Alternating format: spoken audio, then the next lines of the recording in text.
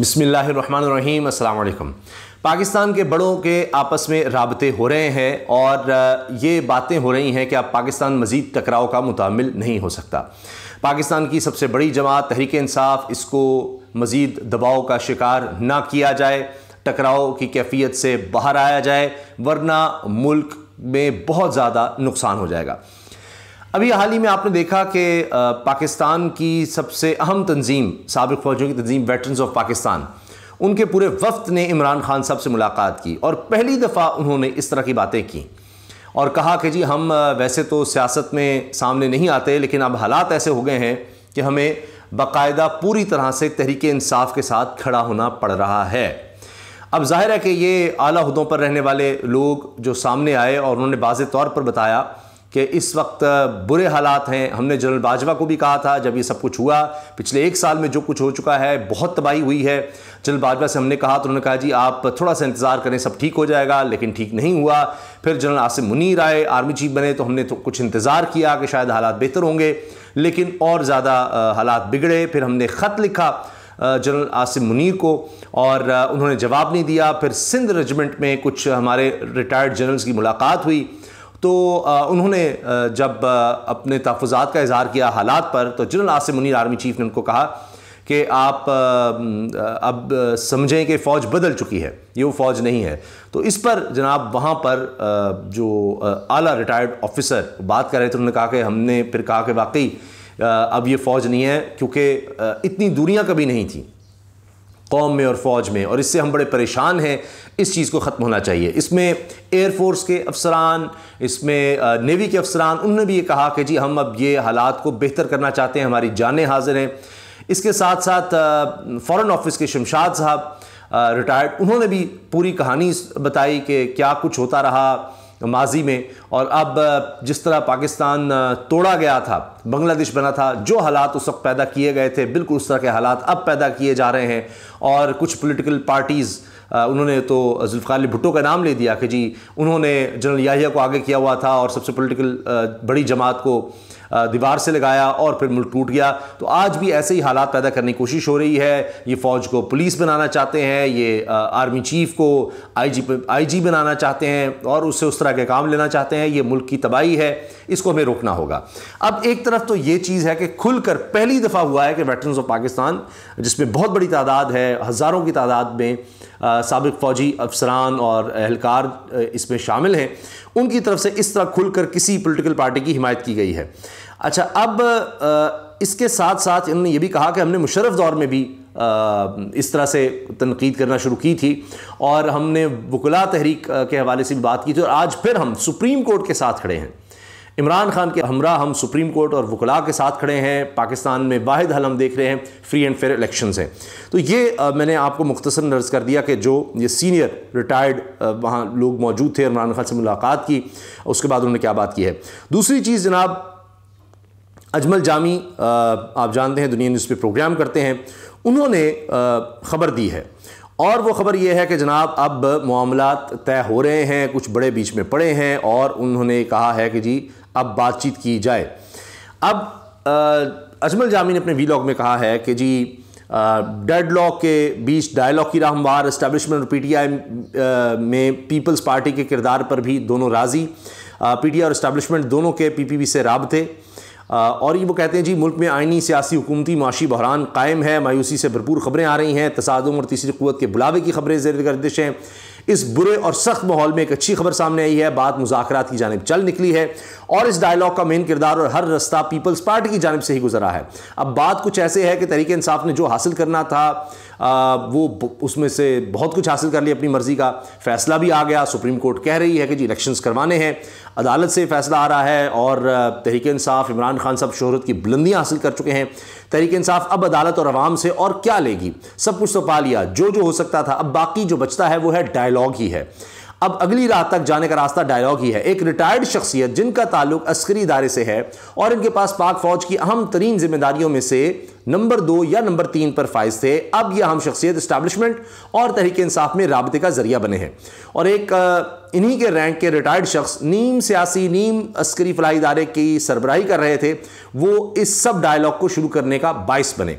Establishment में जो खान साहब के लिए सख्त राय पाई जाती थी वो कुछ हद तक मौजूद है, मगर वहां सुरमई रंगत के बालों वाले एक शख्स बुजुर्ग दानिश्वर हैं, उन्होंने समझाया है कि ऐसे बदतरीन मुआशी हालात में दोनों जानिब से ऐसा रवैया मुल्क के लिए तबाहकुन, मुल्क के लिए नुकसानदेह है। इस सारे मसले का हल है कि खान साहब को मुज़ाकरात की मेज पर लाया जाए और इन्हीं ग्रे बालों वाले बुजुर्ग की बात का मान रखा जा रहा है और फिर आगे पीपल्स पार्टी ने भी अपना किरदार अदा किया है। जरदारी साहब पिछले 2 माह से इसी मिशन पर हैं और एस्टैब्लिशमेंट से भी मुकम्मल तौर पर राबते में है और असल बड़ी खबर है कि तहरीक इंसाफ भी राबते में है। इसलिए अब कमर जमान कायरा, नवीद कमर और यूसुफ रज़ा गिलानी साहब पर मबनी एक कमेटी कायम की गई है जो इत्तेहादियों से ही मुज़ाकरात करेगी कि हमें इज्तिमाई शऊर चाहिए कि कैसे हम खान साहब को इंगेज करें। अब ये बड़ी दिलचस्प बात है क्योंकि अब हामिद मीर साहब ने इंटरव्यू किया है आसिफ अली जरदारी साहब का, तो उसमें दिलचस्प बात यह है कि एक तो जरदारी साहब ने कहा कि अक्टूबर के इलेक्शन से आगे जाना ही नहीं चाहिए किसी सूरत इलेक्शन, ये बिल्कुल बेवकूफ़ों वाली बात है आगे जाना। अब इसका मतलब है कि वो तो नून लीग के खिलाफ ही बात करें जरदारी साहब के, जी अक्टूबर से आगे कैसे इलेक्शन जा सकते हैं, ये छोटी बात है, बेवकूफ़ी है। फिर यहाँ तक कह रहे हैं कि जी सब जगहों पर एक दफ़ा इलेक्शंस होने चाहिए, बेशक आगे आ जाएं, यानी अगस्त में हो जाएं, अक्टूबर से पहले हो जाएं, लेकिन एक ही दफ़ा हों। फिर इसी हवाले से किसी ने रिपोर्टर ने उनसे पूछा कि जी क्या तहरीक इंसाफ इमरान खान खुडे लाइन लग गए हैं, तो जरदारी साहब ने कहा कि अल्लाह बादशाह है, कोई खुडे लाइन नहीं लगता। फिर जब और सवाल किया उन्होंने कहा मैंने एक इंटरव्यू दिया हुआ है, यानी यही हामिद मीर साहब वाला इंटरव्यू, तो उन्होंने कहा कि जी उसमें मैंने बातें की हैं। तो ये हामिद मीर साहब को इंटरव्यू ऐसे ही तो नहीं दिया, कुछ उन्होंने बताना था तो दिया है। और अब तक आप देखिए जी 12 महीनों में पहले आगे आगे पीपल्स पार्टी नजर आती है, फिर पीछे पीछे नून लीग आती है। तो उन्होंने अजीब बात यह है कि कमेटी बनाई है कि अब नून लीग और मौलाना फजलुर रहमान को पहले बनाने के लिए डायलॉग के लिए, तो ये बड़ी दिलचस्प बात है। और जामी साहब की खबर भी यही है कि जरदारी साहब या पीपल्स पार्टी को रोल दिया गया है कि दोनों में राब्ता करें और मामला जो है इलेक्शंस की तरफ जाएं। और जरदारी साहब अब शायद कंफर्टेबल हैं सिंध में कि यार किसी न किसी तरह हमारी वहाँ तो गवर्नमेंट बनी जाएगी, तो असल नुकसान तो नून लीग का है, इसलिए नून लीग भाग रही है, फजलुर रहमान साहब भाग रहे हैं। तो ये जनाब सूरत हाल है। असल में ये भी कहा जा रहा है कि जरदारी साहब का ख्याल था कि तहरीक इंसाफ इमरान खान बड़े अनपॉपुलर हो गए हैं, अब रजीम चेंज करेंगे तो जो लोग इनसे टूटेंगे या तोड़े जाएंगे वो फिर और कहाँ जाएंगे, नून लीग तो नहीं लेगी तो हमारी तरफ आ जाएंगे, तो इलेक्टेबल्स हमारी तरफ आएंगे, तो फिर हमारा पंजाब में खैबर पख्तूनख्वा में रिवाइवल हो जाएगा। लेकिन सब कुछ उल्टा पड़ गया, तो अब उनको सिंध के भी लाले पड़ गए हैं, तो लिहाजा अब वो भी इसमें कह रहे हैं कि जी इलेक्शन ही करवा दें और राब्ते वगैरह वो चला रहे हैं। और अपनी ही यानी इत्तेहादी जमातों नून लीग या फजलुर रहमान साहब उनके खिलाफ अब वो बात कर रहे हैं कि निजी इलेक्शन से वक्त पे होने चाहिए, कोई खुडे लाइन नहीं लगता। फिर यहाँ डायलॉग की भी बात वो कर रहे हैं और बना दी है जी कमेटी जो पहले इनको समझाएगी। तो ये अब देख लीजिए जरदारी साहब किस तरफ जा रहे हैं। फिर फवाद चौधरी साहब का भी बयान आ चुका है कि हम मुज़ाकरात के लिए तैयार हैं, मिल बैठ कर बात करें, मगर इन सब में नून लीग अब भी डटी हुई है। दूसरी जानिब असल खिलाड़ी आसिफ जरदारी एक्शन में है और ईद के फौरी बाद कुछ ना कुछ काम होगा। ये है जी अजमल जामी की खबर कि दोनों तरफ से अब कुछ होने जा रहा है और ईद के बाद कुछ ना कुछ काम होगा। अच्छा, अब वजाहत खान साहब हाल ही में कह चुके हैं ट्विटर पर, overheard in circles that matter, इनका बाप भी इलेक्शन करवाएगा। यानी जो हल्के मैटर करते हैं वो वहाँ पर कुछ सुना है मैंने कि जी इनका बाप भी इलेक्शंस करवाएगा। तो ये जनाब अब सूरत हाल है। और वहाँ पर जनाब रिटायर्ड सेक्रेटरी खारजा शमशाद साहब ने कहा जी भुट्टो ने पागल जनरल न्याय को आगे लगाकर पाकिस्तान दोलख्त किया, आज वही काम शरीफ ख़ानदान जनरल आसिम मुनीर से करवाना चाह रहा है। अच्छा जी, इसके साथ साथ किसने कहा हम जनरल बाजवा की तारीफ़ करते हैं, साबिक फ़ौजी अफसरान मैदान में आ गए। बाजवा ने मुलाकात में वादा किया था जी कुछ अरसे में हालात ठीक हो जाएंगे, लेकिन नहीं हुए। हमने पहले army chief general Asim Munir को ख़त लिखा, उन्होंने हमारे ख़त का भी जवाब नहीं दिया और फिर कहीं मुलाकात हुई साबिक जनरलों की। तो ये सब बातें जनाब की गई हैं, इनका मैं आपको मुख्तसरन अर्ज़ कर देता हूँ क्योंकि बड़ा अहम है कि ये इन सब लोगों की आज भी आप देखते हैं कि बड़ी इज़्ज़त की जाती है, क्योंकि ये फ़ौज में आज भी इनके शागिर्द या इनके जूनियर्स आपको कहीं ना कहीं नज़र आएंगे, उनमें बहुत बहुत सीनियर भी हैं।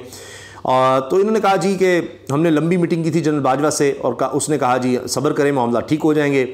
फिर जनाब आसिम मुनीर आए तो हमने कहा कुछ वक्त देना चाहिए। फिर इनको ख़त लिखा कि मुल्क के हालात अच्छे नहीं हैं, हमें मौका दें, हम आपसे साथ मिलकर अपनी नज़रिया आपके सामने पेश करें। मगर जनाब आसिम मुनीर ने इस ख़त का जवाब नहीं दिया। अब कुछ दिन हुए हैं, कुछ रिटायर्ड अफसर जनाब आसिम मुनीर से मिले सिंध रेजिमेंट के फंक्शन में। वहाँ जब मुल्की हालात से मुतल्लिक बात हुई तो जनाब आसिम ने कहा आप इस फ़ौज को नहीं जानते, ये नई फ़ौज है। और ये बिल्कुल दुरुस्त बात कही उन्होंने। हम जिस फ़ौज को जानते हैं इसने क़याम पाकिस्तान के वक्त और बाद में बहुत जज्बे से काम किया। आज की फ़ौज तो पाकिस्तानी कौम से बहुत दूर हो चुकी है। इमरान खान ने जो कहा कि हमारे खिलाफ साजिश हुई है, वो साजिश अब नहीं क़याम पाकिस्तान से शुरू हो चुकी, जिसमें अमेरिका ने पाकिस्तान पर अपनी पॉलिसियाँ मुसलत कर दी। जनरल अयूब से अब तक पाकिस्तान में जो भी पॉलिसियाँ बनती हैं अमेरिका की मर्ज़ी से बनती हैं। अब पाकिस्तान अहम मोड़ पर से गुजर रहा है। अब कौम ना खड़ी हुई तो मुल्क तबाह हो जाएगा। हमने मुल्क बनते देखा और उस वक्त का जज्बा देखा। हम मुल्क की तबाही देखते हुए खामोश नहीं रह सकते। हमारी जितनी ज़िंदगी है हम पाकिस्तान के लिए लड़ते रहेंगे। इनमें जो सबसे ज़्यादा बात थी, जो सबसे सीनियर थे, उन्होंने कहा कि मैंने 1940 भी देखा हुआ है, करारदाद पाकिस्तान देखी हुई है, तो तब से मैं देख रहा हूँ पाकिस्तान को। वो बड़े ज़ईफ़ थे लेकिन बड़े जज्बे से बात कर रहे थे। फिर कहा जी हमारी फ़ौज के एक साबिक अफसर ने पूरी फ़ौज को बदनाम किया। अब वक्त आ गया है, यानी बाजवा की तरफ इशारा था, अब वक्त आ गया है कि निशानदेही की जाए कि किसी एक शख्स को यह हक नहीं पहुँचता कि वो पूरी फ़ौज को बदनाम कर दे अपने मकसद के लिए और मुल्क की किस्मत के फैसले करे। अब सिर्फ पाकिस्तान के अवाम ही फैसला करेंगे हमारा लीडर कौन होगा, और इसका एक ही तरीका है free and fair election. Pakistan को बर्बाद करने में पहले भुट्टो था और आज ये मौजूदा सियासतदान हैं, इदारों को तबाह कर रहे हैं, फ़ौज को भी तबाह कर दिया है, फ़ौज को पुलिस बना रहे हैं, फ़ौज के चीफ को ये आईजी पुलिस बनाना चाहते हैं। तमाम इदारों को भी ठीक करने का एक ही तरीका है, इलेक्शन, इलेक्शन और बस इलेक्शन।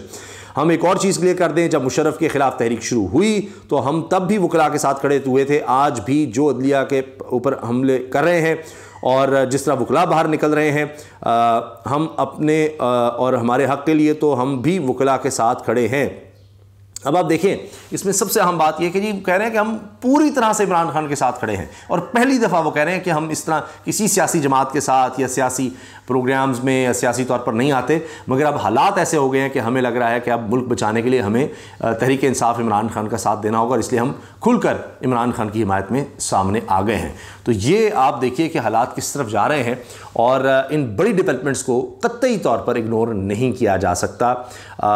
इसी में आपने देख लिया ज़रदारी साहब का इंटरव्यू एक कड़ी है, अजमल जामी ने जो खबर दी है पैगाम के हवाले से वो मैंने आपसे शेयर की, और फिर वेटरन्स का साबिक फ़ौजी अफसरान के वफ्द का इमरान खान साहब से मिलना, ये सब बड़ी वाज़ेह ख़बरें हैं कि हालात किस तरफ जा रहे हैं। अल्लाह करे कि इन सब बातों से खैर का पहलू निकले। अल्लाह हाफ़िज़।